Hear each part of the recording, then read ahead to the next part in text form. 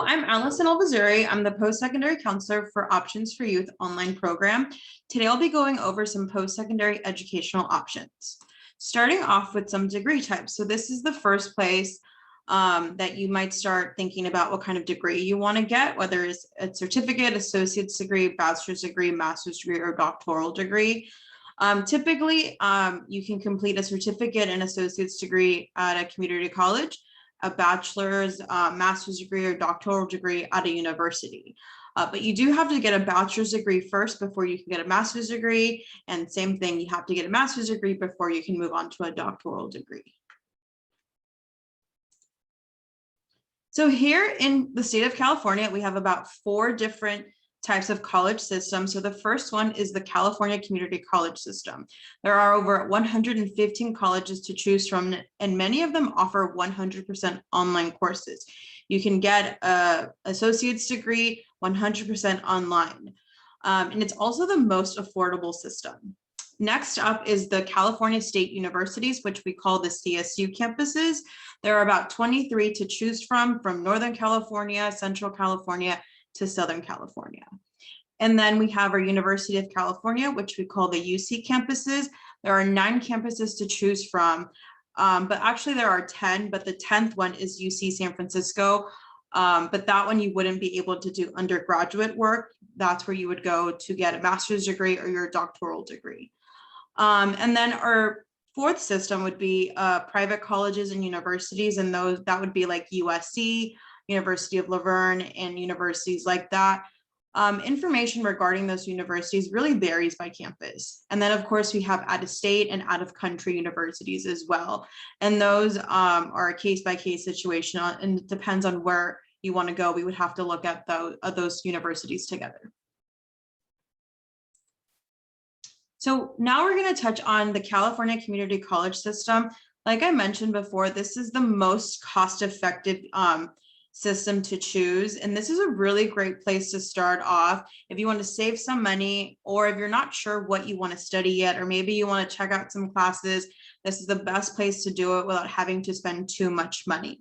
The cost per credit is about $46. And typically a college class is about 3 credits.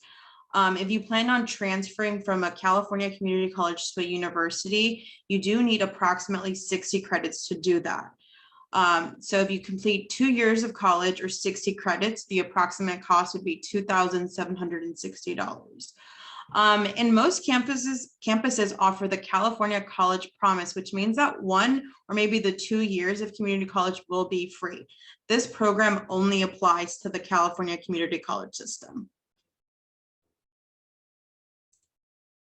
Next up is our CSU system.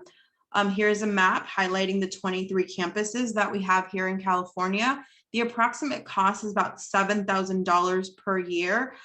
So 4 years would be about $28,000. This is the most cost-effective university system in comparison to like a private school or the UC system. It's fairly inexpensive.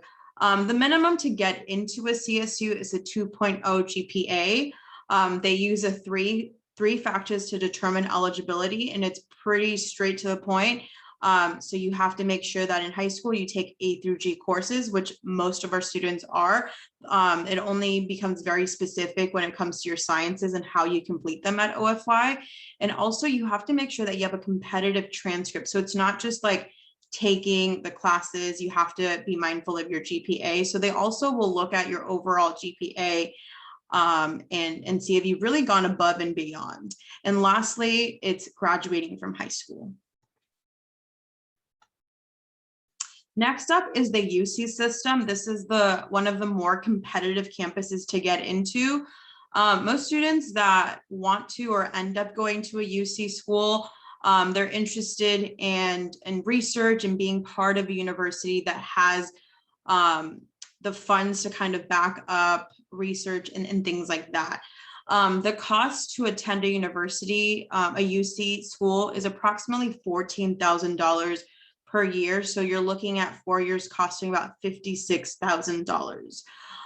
It is pretty pricey if you're comparing it to the California Community College System or the CSU, but they do have a lot of plans for students to get their college paid for it by different programs. So the first one is the Blue and Gold Opportunity Plan.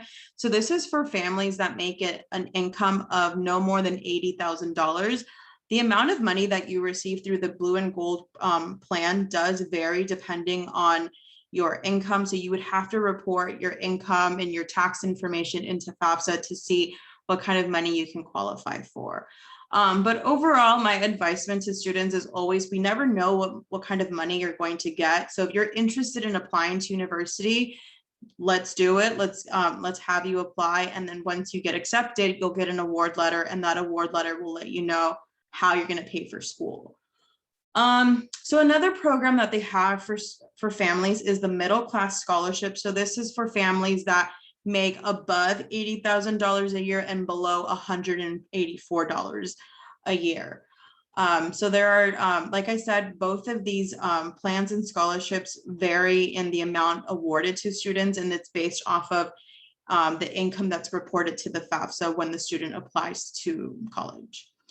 Like I mentioned, this is the more competitive campus to get into. A minimum GPA of 3.0 is required for the UC system. But also keep in mind that because it's very competitive, just because you have a 3.0 does not mean that you automatically get in. They can still review your application if you have a 3.0, but you have to make sure that you are submitting your best works to have a good chance of getting into the UC system. They use a very comprehensive application review, which means that they look at a variety of different areas. So it's not just about, it's not like the CSU system where it's pretty straightforward. Yes, they care about your GPA. They care about the amount of A through G courses that you took throughout high school. They also care if, did you go above and beyond? Did you take AP courses? Did you take college classes while in high school? All of that will be taken into consideration, but it's also more than just like high school classes, GPA. It's also, are you a well-rounded student? Are you involved in your community? What kind of extracurricular activities have you done? What kind of awards have you received? And then lastly, there is no interview for the UC system. So there are 8 questions to choose from. You do have to answer 4 of those questions. And that's basically your written essay to the UCs. So you do have to write 4 essays of no more than 350 words per essay. And those questions are available now if you're interested in taking a look at those. And like I mentioned, private, it really varies. We would have to look at this together. Each campus has their own requirements. Some private schools, kind of at the top of my head, USC, very competitive school to get into. University of La Verne, not as competitive to get into, but it's also a very small campus.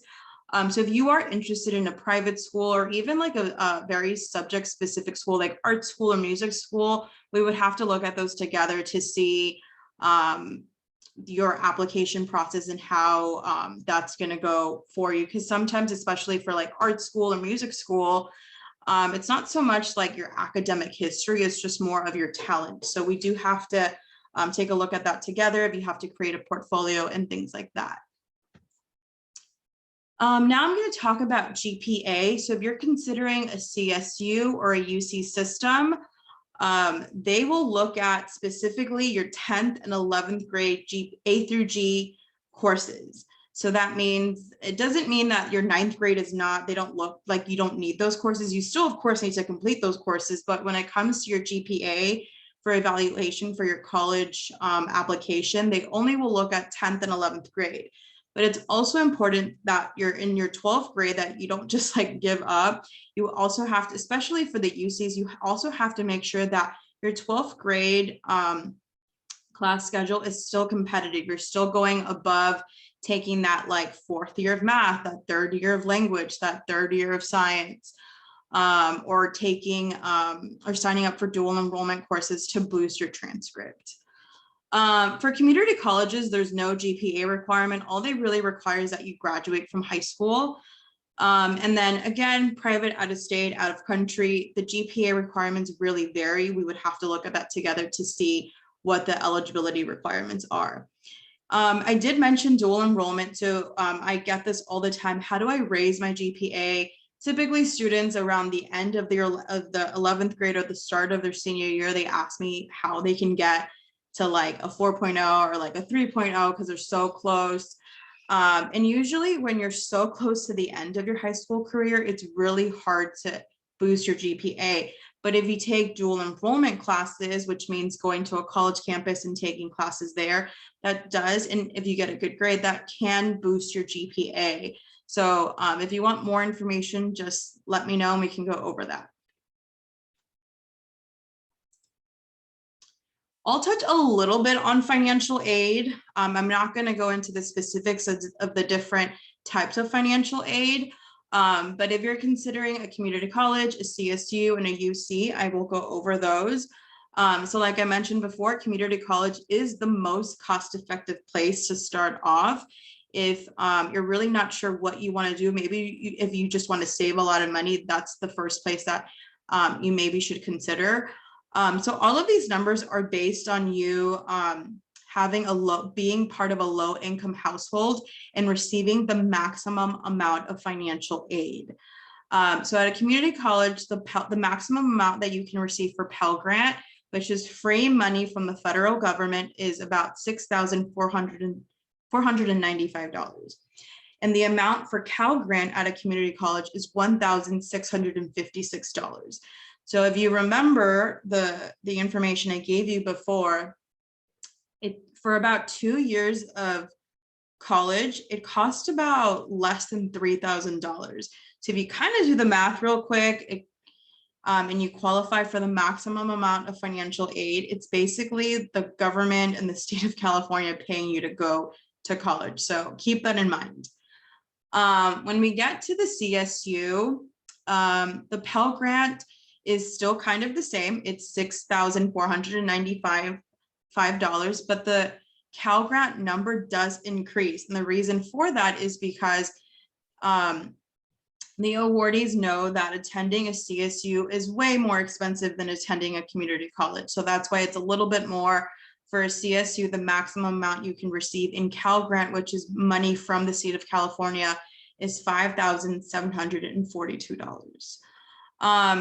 And I think from the last slide I talked about that it costs about $7,000. So if you end up commuting to school or commuting to a university, which means that you're not going to dorm there, basically your tuition is covered. Typically, most of my students that end up dorming on a campus, they do have to take out loans to pay for their dorm,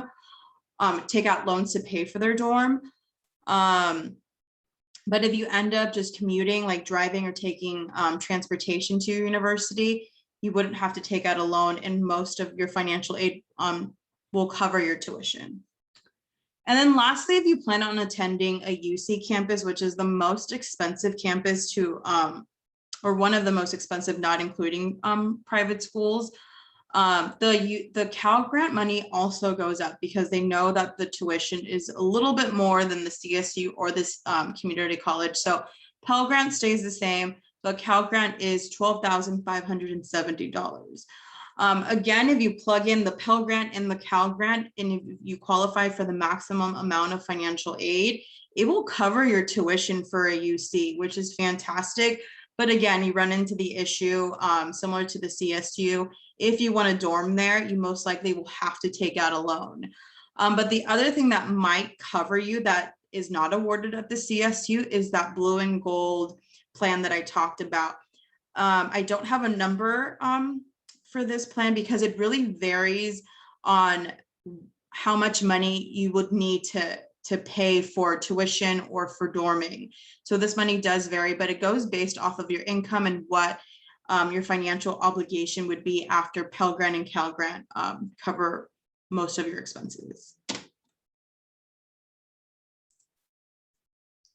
All right, so if you have any questions, please let me know or book an appointment with me. I am Allison Alvazuri. I'm the post-secondary counselor for the online program. Here's my information, and I hope to hear from you soon.